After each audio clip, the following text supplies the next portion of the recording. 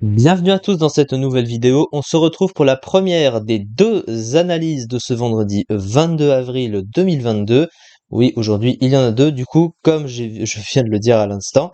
Et on va commencer, parce que c'est dans l'ordre, mais on allait finir par tomber dessus de toute façon, par mon Pokémon préféré, donc assez hypé pour cette vidéo, Steelix. Et oui, puisque Steelix, en fait, il a amené finalement une nouveauté, enfin ce qui est venu avec lui plus tôt, un des deux nouveaux types finalement en deuxième génération, comme vous le savez, il y a eu le type ténèbres et le plus fort surtout, le type acier qui à travers les générations est devenu de plus en plus fort et de plus en plus joué pour sa capacité défensive, hein, puisque déjà jusqu'en cette cinquième génération inclus, il avait beaucoup de résistance puisqu'il y avait encore les résistances spectre et ténèbres, et puis après en sixième génération il était plus résistant type spectre et ténèbres, mais à la place il était résistant au type fée, qui est devenu un des types les plus joués du jeu, on va dire le deuxième, je dirais en tout cas, après le type acier globalement. Donc le type acier, c'est je pense que sans débat, c'est le meilleur type stratégique du jeu, parce qu'en fait il a orienté le metagame à lui tout seul, pour se protéger de ce type et surtout pour pouvoir battre ce type, puisque le type acier est tout le temps vu dans une team aujourd'hui, parce que naturellement le type acier apporte énormément de résistance. C'est vraiment le type qui en contient le plus. Donc du coup, à chaque fois que tu as un type acier, tu vas toujours avoir beaucoup à apporter, parce que avec les résistances qu'il possède, c'est vraiment excellent. Et du coup, Steelix est un des premiers Pokémon de type acier à avoir été apporté dans le jeu. Et c'est mon Pokémon préféré, parce que je trouve qu'il y a vraiment tellement de bonnes choses avec lui qu'on ne peut pas passer à côté. Voilà. On va dire vraiment Steelix, c'est un Pokémon qui est très polyvalent. Alors qu'il ne fait pas partie des meilleurs Pokémon du jeu non plus, parce qu'il a quand même pas mal de défauts, mais pour autant c'est vraiment un Pokémon excellent, et c'est un très bon Pokémon d'aventure en plus, et puis surtout tu te trompes jamais quand tu mets ce genre de Pokémon dans une team, parce que ça apporte toujours. Alors on va commencer par cette petite analyse du coup. Le type de Steelix, il est de type acier et sol, c'était le premier à avoir ce double type du coup quand il est arrivé. Après on connaît évidemment Minotaur, hein, à posséder ce double type. Il y a aussi l'immonde de Galar, même si là évidemment on en parlera beaucoup moins. LOL. Il y a aussi Trio Piqueur d'Alola, apparu en septième génération, mais LOL pareil. Acier sol, c'est un excellent double type par contre, aussi bien défensivement qu'offensivement. Défensivement, le type acier apporte la plupart de ses résistances, avec 7 résistances, hein, déjà au type insecte, dragon, fée, vol, normal, psy et acier. Alors il y a certes des résistances qui sont peut-être moins utiles, mais ça fait quand même un bon stock de résistance. Et surtout, il a une double résistance au piège de roc, donc c'est vraiment excellent, la double résistance roche. Et il a deux immunités, une immunité électrique extrêmement importante, le type électrique est très souvent vu, et puis ça l'immunise également à la fameuse capacité de pivot change éclair. Et il a une immunité au type poison, qui, même si le type poison n'est pas un excellent type offensif, c'est très important, parce qu'il ne peut pas se faire toxique. Et ça, évidemment, c'est aussi ce qui est très recherché en stratégie, et c'est aussi pour ça que le type acier est très important. Il a 4 faiblesses qui sont extrêmement gênantes, mais c'est aussi ça qui fait que le type acier est dangereux quelque part, parce que en fait, les faiblesses du type acier sont les types de Kovetch qui sont devenus avec le temps de plus en plus populaires, justement pour passer le type acier devenu de plus en plus fort. Il a des faiblesses au type combat, feu, sol et eau, donc 4 types est extrêmement vu en stratégie, donc ça le rend à la fois excellent avec beaucoup de résistance, et aussi beaucoup plus facile à tuer, parce qu'il a quand même pas mal de faiblesses. Enfin, il a des faiblesses très gênantes, je veux dire.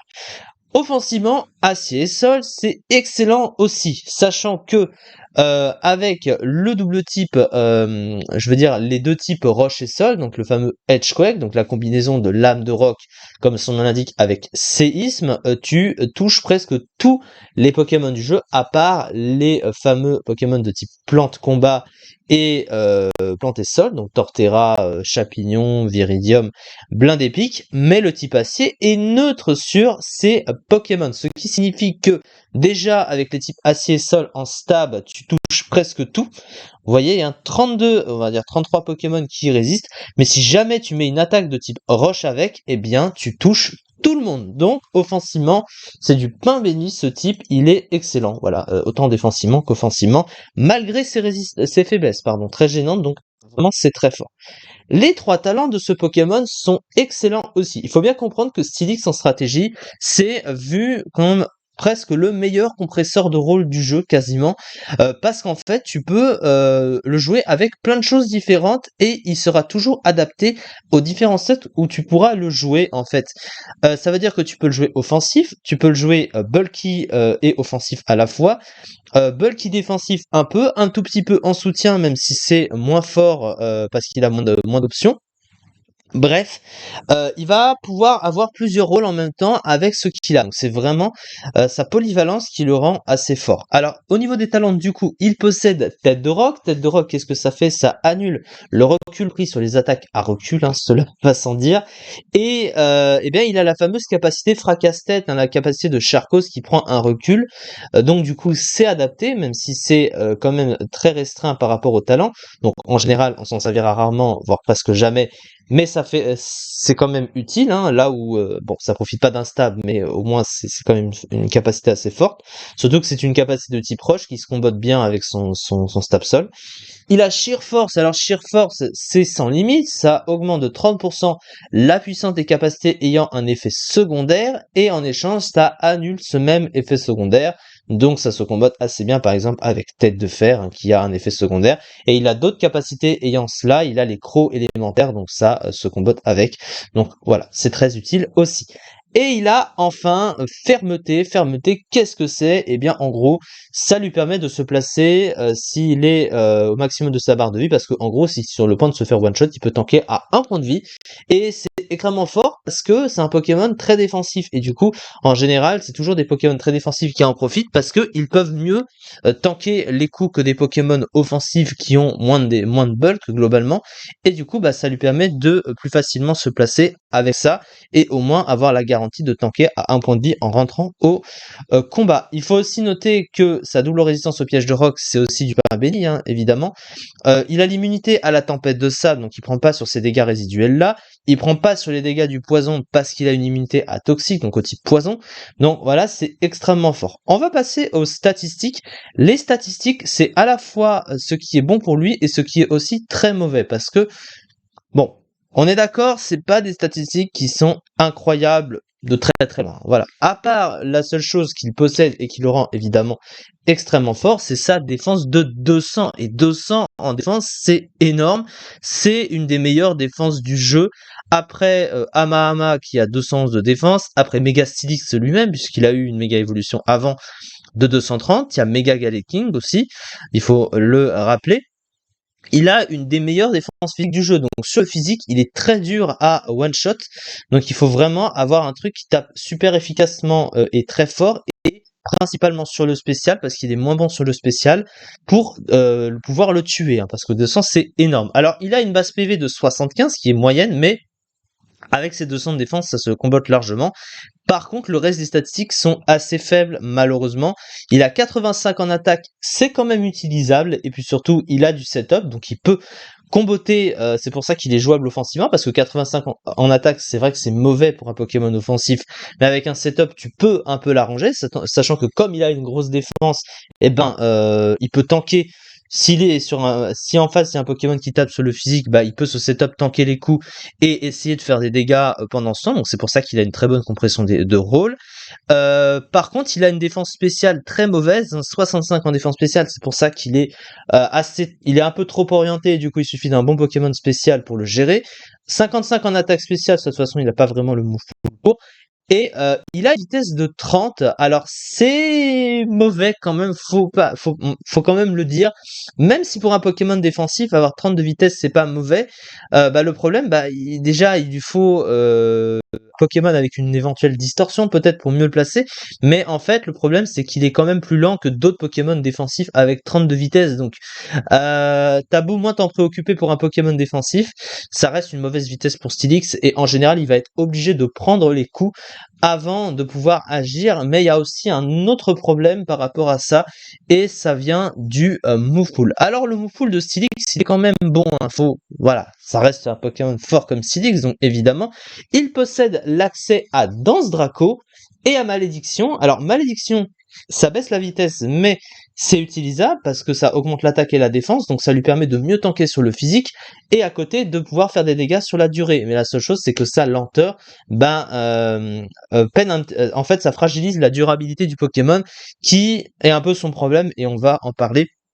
Danse Draco, alors ça peut sembler ridicule, mais ça augmente la vitesse du Pokémon d'un cran. Alors oui, c'est pas suffisant, on est d'accord, mais ça lui permet de dépasser d'autres Pokémon défensifs avec du setup, donc c'est pas non plus, c'est quand même utilisable, hein, évidemment, puis en plus ça lui fait augmenter ses dégâts gratuitement. Il possède un Moupoule offensif assez adapté quand même. Il a Séisme Stabé, il a Tunnelier, bon ça c'est un peu moins fort, mais voilà. Il a Evisla, donc le fameux tacle lourd, donc plus le Pokémon va être lourd que l'adversaire, plus il tapera fort, et comme c'est un Pokémon qui je crois qu'il pèse 200 kilos, un truc comme ça, je sais plus combien il pèse, 400 kilos, donc vous voyez c'est un Pokémon très lourd. Euh, ouais, c'est même plus lourd, je crois que c'est plus lourd que Wailord, hein, je crois, en comparaison. Il possède à côté Tête de Fer qui va vivre avec son talent sans limite. Il possède Polyroche qui booste sa vitesse. Il possède Rock Slide, Lame de Rock, donc il a le Edgequake. Il a les pièges de roc, donc vraiment en lead ça peut être très bon. Il a Provoque également, Provoque c'est extrêmement utile. Toxique, même si c'est rarement vu. Il a Tourmente également. L'écro élémentaire, donc Crogif, Croéclair et Crofeu qui vont avec son limite encore une fois. À côté, son Moupoule n'est pas plus rempli que ça, mais globalement ses options lui suffisent. Mais toutefois, là où on aurait aimé que Steelix soit plus jouable, c'est sur la durabilité du combat, parce qu'il ne possède pas un bon bouffe de soin. Voilà, c'est un peu le problème, il ne possède que repos, et quand bien même qu'il ait une bonne défense, évidemment, encore une fois, déjà, il a une mauvaise vitesse, et il a une mauvaise défense spéciale, donc pour pouvoir gérer certains Pokémon, eh bien, il va être obligé de prendre un coup. Donc, si c'est un Pokémon qui vient sur le spécial, il va être bloqué et il va se faire tuer parce qu'il sera trop lent. Il est obligé de devoir se setup et c'est compliqué parce que, encore une fois, si ça veut dire, il peut pas se soigner avec autre chose que repos et du coup, il va dormir. Donc, ça va lui faire perdre des tours. Donc, la durabilité du Pokémon est mauvaise parce qu'il a pas de bon bout de soin. Voilà, avec un meilleur de soin, le Pokémon aurait été nettement meilleur. Mais ça veut pas dire qu'il est mauvais, évidemment, hein. C'est juste que, voilà, les stats sont pas suffisantes pour correspondre à des Pokémon plus haut tiers, évidemment, avec des Pokémon overused ou underused. Mais concrètement, voilà, dans les sous-tiers, il est quand même extrêmement fort parce que son double type apporte, qu'il a une compression des rôles géniale malgré tout. Mais voilà, il manque quand même d'options, il manque un peu de stats pour être vraiment très très fort, mais on peut vraiment faire beaucoup de choses avec lui, donc c'est vraiment super, hein. Une défense excellente, une attaque exploitable, un double type qui lui confère 2 immunités de nombreuses résistances, des talents utiles, faciles à placer dans une équipe grâce à sa compression de rôle, capacité à assurer plusieurs rôles à la fois, des PV et défense spéciale faibles, très mauvaise vitesse, des faiblesses courantes, aucun autre moyen de se soigner que les restes, le rendant faible aux dégâts résiduels. Donc actuellement c'est un top tier rarely used. Alors évidemment c'est pas dans les hauts tiers du jeu, mais le rarely used quand même c'est pas si mal que ça. Et puis surtout 9ème du tiers, hein, 17,68%. Et puis vous voyez que dans la fiche stratégique il parlait aussi de cette fameuse compression des rôles. Donc vous voyez que quand même dans un tiers il est largement à la hauteur. Donc c'est vraiment un Pokémon très fort qui est capable de tanker beaucoup de types, qui est capable de faire beaucoup de choses sur le terrain et vraiment c'est vraiment mon Pokémon préféré, je l'ai toujours trouvé hyper stylé et ça restera toujours mon Pokémon préféré de très très loin. C'est grâce à lui que j'ai apprécié le type acier, grâce à lui et aussi d'autres Pokémon, enfin voilà. En tout cas, voilà, j'adore ce Pokémon, il n'y a pas de débat à ce niveau-là. Merci beaucoup en tout cas de m'avoir suivi pour cette vidéo et on se retrouve tout à l'heure du coup puisqu'il y aura une autre analyse évidemment pour aujourd'hui. Merci beaucoup de m'avoir suivi et à très vite.